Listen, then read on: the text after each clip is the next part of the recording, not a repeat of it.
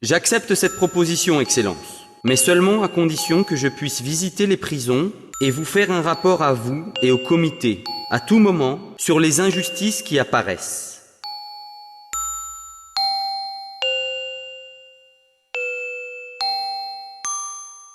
Quand je rentre d'une visite de prison, je me sens laminé, complètement vidé.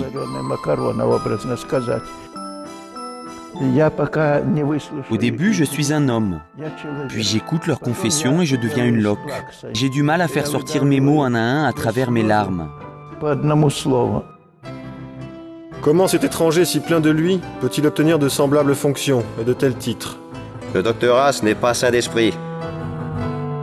Avec sa philanthropie exagérée, il incite les prisonniers à la révolte. En 1812, Haas devient médecin militaire. Haas soignait des blessures, extrayait les projectiles, amputait mains et pieds, soignait fièvres et contusions. Et dans ses moments de liberté, il discutait de médecine et du dessein de Dieu avec les officiers et les soldats. Haas se mit énergiquement au travail. Il écrivit des rapports interminables au gouverneur et aux ministres, et blâmant les fonctionnaires peu scrupuleux qui n'utilisaient pas les fonds pour les malades. Ces mêmes fonctionnaires, ainsi, puis ils passèrent à une hostilité ouverte, décochant dénonciations et accusations contre lui. Le 29 décembre 1828, il accepta de devenir chef des hôpitaux des prisons. Les prisonniers eux-mêmes disaient qu'il n'y avait rien que Haas ne ferait pour eux.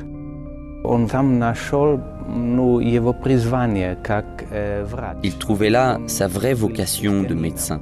En tant que chrétien, il sentait que le Christ vivait dans ces misérables, que cela valait la peine de les aimer et de faire tout ce qu'on pouvait pour qu'ils se sentent mieux et retrouvent l'espérance. Car en qui d'autre en Russie pouvaient-ils mettre leurs espoirs?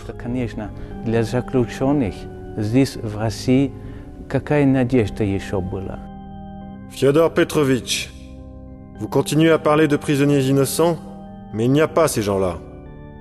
S'ils ont été condamnés, c'est qu'ils sont coupables. Mais vous avez oublié le Christ, Éminence. Fyodor Petrovitch, ce grand catholique, ne posait pas pour la galerie, comme on dirait.